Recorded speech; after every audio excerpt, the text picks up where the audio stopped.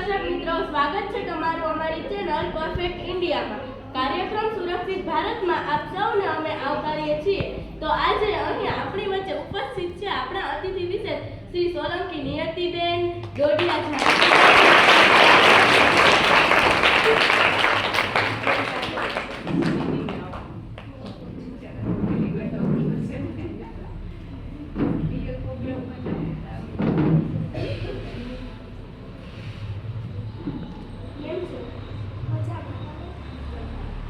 તો દર્શક મિત્રો, આપણે જાણીએ છીએ એ પ્રમાણે દર એપિસોડમાં આપણે કંઈક ને કંઈક સુરક્ષા એટલે કે સલામતી વિશે જાણીએ છીએ.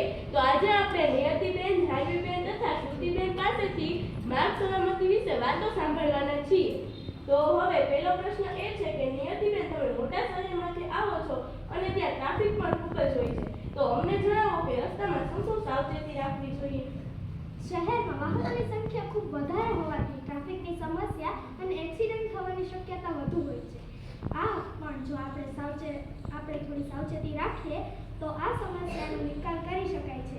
જેમ કે આપણે રસ્તા પર જતા હોય તો રસ્તા પર ફૂટપાથ પર ચાલવું, અને રસ્તા પર ફૂટપાથ ન હોય તો અમે ચાલો છો તેની જમણી બાજુએ ચાલવું, અને રસ્તો પાર કરતી વખતે સબવે, ફૂટ ઓવરબ્રિજ અને ઝીબ્રા ક્રોસિંગનો ઉપયોગ કરવો. નાની ઉંમરના બાળકોએ વડીલોની મદદથી રસ્તો પાર કરવો.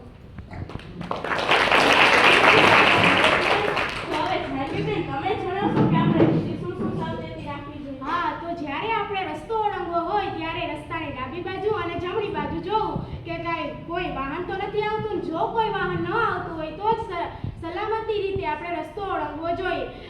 શાળાના સત્તાધીશો દ્વારા વાલીઓ અને શિક્ષકોને ટ્રાફિકના નિયમો અને હેલ્પલાઇનની જાણકારી આપવી જોઈએ. અને જો આપણે સાયકલનો ઉપયોગ કરતા હોય તો સાયકલને સારી સ્થિતિમાં રાખવી, તેમજ સાયકલને રસ્તાની ડાબી બાજુએ ચલાવવી જોઈએ.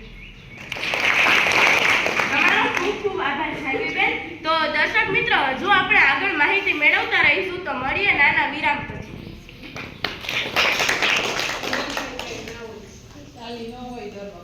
अरे यार देखो ना, मेरी स्किन कितनी ड्राई हो गई. अरे तो निविया क्यों यूज नहीं करती? ऐसा क्या है निविया में?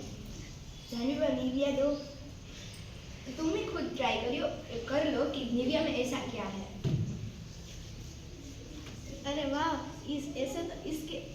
इससे हमारी skin hydrate, smooth and pigmented रहती है. तो अब से निविया यूज करो.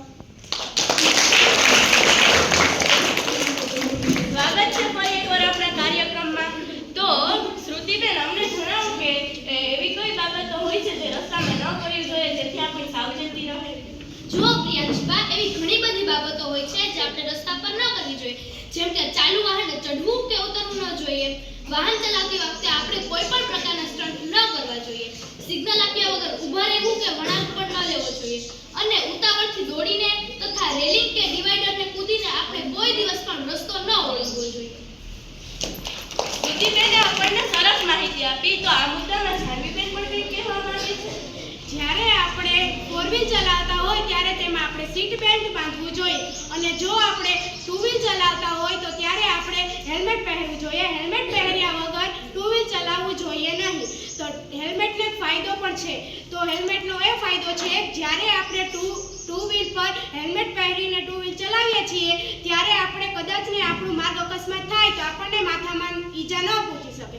અને ખાસ વાત એ છે કે જ્યારે આપણે રસ્તા ઉપર જઈએ ત્યારે આપણે રસ્તા ઉપર રમતો રમવી જોઈએ નહીં. કેમ કે રસ્તા ઉપર ટ્રાફિકો હોય છે અને વાહનો આવજાવ કરતા હોય છે, અને વાહનો જે પાર્ક કર્યા હોય તેની આસપાસ પણ આપણે રમતો રમવી જોઈએ નહીં. તમારો ખૂબ ખૂબ આભાર જાનવીબેન. તો નિયતિબેન, રસ્તામાં 3 સિગ્નલ હોય છે. આ સિગ્નલ શાના હોય છે? સિગ્નલ ટ્રાફિક વાળા વિસ્તારમાં આવેલા હોય છે. સિગ્નલના 3 પ્રકાર હોય છે. એક તો લાલ સિગ્નલ, એક લીલું સિગ્નલ અને એક પીળું સિગ્નલ. લાલ સિગ્નલનો અર્થ થાય છે કે ઊભા રહો, જો તમે અહીં જોઈ શકો છો. પીળા સિગ્નલનો અર્થ થાય છે કે તૈયારીમાં રહો, અને લીલા સિગ્નલનો અર્થ થાય છે કે જાઓ. Thank you Niyatiben. Guys, we will meet after small break.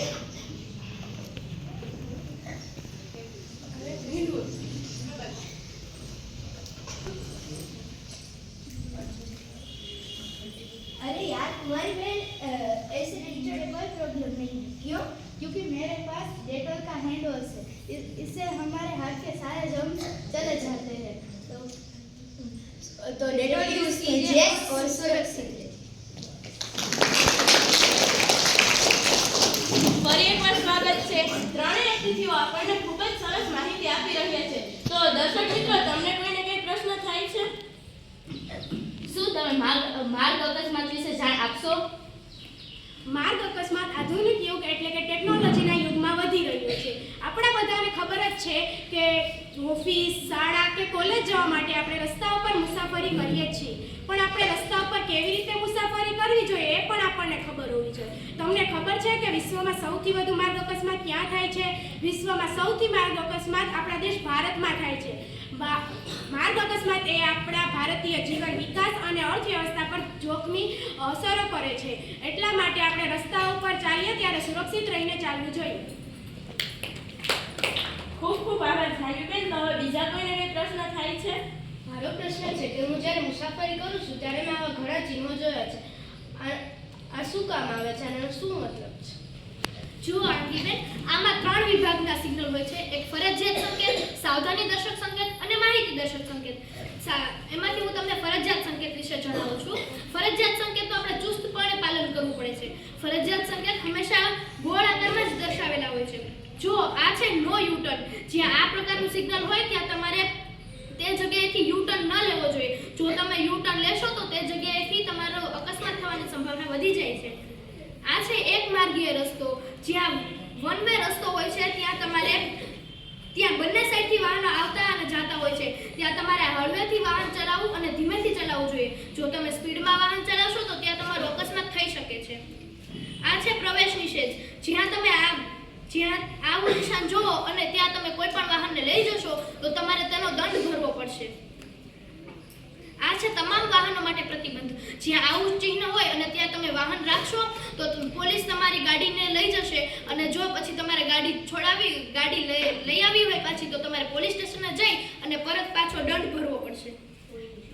આ છે બસ સ્ટોપ. જ્યાં આ પ્રકારનું નિશાન હોય ત્યાં તમારે બસ સિવાય કોઈ પણ વાહનનું પાર્કિંગ ન કરવું જોઈએ. જેમ કે ટેક્સી, રિક્ષા, સ્કૂટર, 2 વ્હીલ વગેરે જેવા કોઈ પણ વાહનનું પાર્કિંગ ન કરવું જોઈએ. આ છે નો પાર્કિંગ. જ્યાં આ પ્રકારનું સિગ્નલ હોય ત્યાં તમારે કોઈ પણ વાહનનું પાર્કિંગ ન કરવું જોઈએ. જો તમે પાર્કિંગ કરશો તો તમારે દંડ ભરવો પડશે. આ છે માહિતી દર્શક સંકેત. માહિતી દર્શક સંકેત ત્રિકોણ આકારમાં આવેલા હોય છે. આ છે અસુરક્ષિત રેલવે. આ એમ દર્શાવે છે કે આગળ જતા અસુરક્ષિત રેલવે આવશે, તેથી તમે ગાડી ધીમે ચલાવો.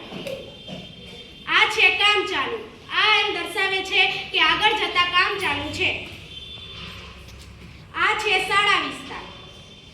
આ એમ દર્શાવે છે કે આગળ જતા શાળા વિસ્તાર આવશે. આ છે ગતિ અવરોધક. આ એ દર્શાવે છે કે અહીંયા એક સ્પીડ બ્રેકર છે અને આ એક દર્શાવે છે કે આગળ જતા ઘણા બધા સ્પીડ બ્રેકર આવશે. આ છે સાંકડો પુલ. આ એમ માહિતી દર્શાવે છે કે આગળ જતા સાંકડો પુલ આવશે, તેથી તમે ગાડી ધીમે ચલાવશો. હું તમને માહિતી દર્શક સંકેતની સમજ આપીશ. તો હંમેશા માહિતી દર્શક સંકેત લંબચોરસ આકારમાં જોવા મળે છે. જેમ કે જુઓ, આ રિક્ષા પાર્કિંગ છે. આ એ દર્શાવે છે કે તમારે ફક્ત અહીં રિક્ષા જ પાર્કિંગ કરવાની રહેલી છે. આ છે ભોજન. શું તમને દેખાય છે કે અહીં એક સાદી ચમચી અને કાંટાવાળી ચમચી આપેલી છે? આ એ દર્શાવે છે કે આગળ જતાં તમને રેસ્ટોરન્ટ તથા ભોજનાલયની સુવિધા પ્રાપ્ત થશે. આ છે પ્રાથમિક સુવિધા. આ એ દર્શાવે છે કે આગળ જતાં તમને પ્રાથમિક સુવિધા પ્રાપ્ત થશે. આ છે ગંતવ્ય સંકેતો. તમે આવો બોર્ડ ક્યાંક ને ક્યાંક જોયેલા જ રહે છે. આ એ દર્શાવે છે કે તમે જે જગ્યાએ છો તે જગ્યાએથી, જેમ કે તમારે અમદાવાદ જવું છે તો અમદાવાદ અહીંથી 300 કિલોમીટર અથવા 150 કિલોમીટર આ દૂર છે. આ છે પેટ્રોલ પંપ. આ એ દર્શાવે છે કે આગળ જતાં તમને પેટ્રોલ પંપની સુવિધા પ્રાપ્ત થશે. જુઓ, આ છે ટેલિફોન. જો કે હવે તો આ આધુનિક યુગમાં બધાની પાસે ફોન હોય છે, જેથી આપણે ટેલિફોનનો યુઝ નથી કરતા. પણ પહેલાંના સમયમાં આવા ટેલિફોન આવેલા હતા, જે આપણે જતા હોઈએ તો જેમ કે તમારે કોઈને ફોન કરવો હોય તો તમે આના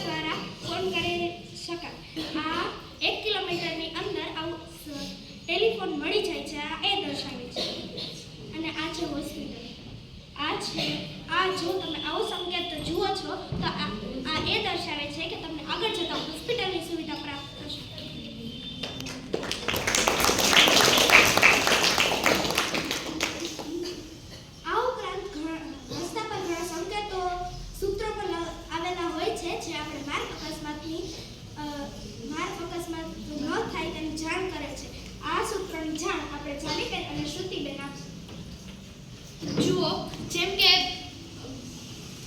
ઝડપની મજા મોતની સજા. અને બીજું સૂત્ર પણ છે કે ઘરે તમારી કોઈ રાહ જોઈ રહ્યું છે, વાહન ધીમે ચલાવો. અને ત્રીજું સૂત્ર એ છે કે સલામત સવારી સુરક્ષા હમાર. દર્શક મિત્રો, આપણે માર્ગ સલામતી વિશે સરસ માહિતી મેળવી. તો હવે મળીએ આવતા એપિસોડમાં નવા અતિથિ સાથે અને નવા વિષય સાથે. તો ત્યાં સુધી જોતા રહો આપની ચેનલ. ત્યાં સુધી આવજો.